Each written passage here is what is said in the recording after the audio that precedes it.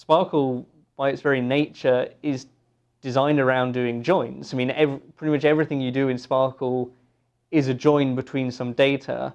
And so SPARQL processes, and particularly Eureka, are very geared towards doing complex joins.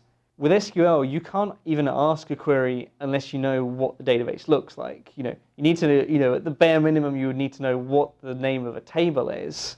And if you want to actually start asking anything useful, you've got to know, what are the names of the columns I'm interested in, and if once you start doing even more, once you start going beyond that, well, I want to find, these columns, but only where they have these values, then you need to know, what are the types of the data that are in those columns in order to, express your constraint appropriately.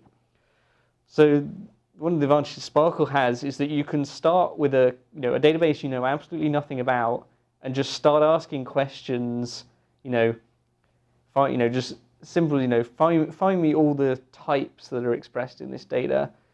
What properties are and then what properties are used in conjunction with those types. It's essentially finding what are the columns of the data essentially. And you can start with some very simple queries and sort of quite rapidly start drilling down into the data, start finding out useful things, start actually discovering what the structure of the data, how things relate to each other, and fairly quickly get to the point where you can actually ask useful queries. Whereas if you were just stuck in front of an unknown SQL database,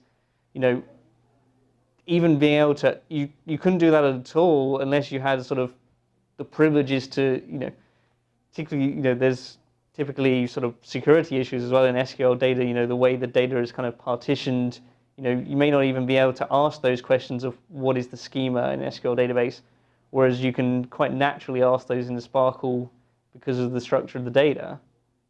I'm Vesse, and this has been a Eureka moment.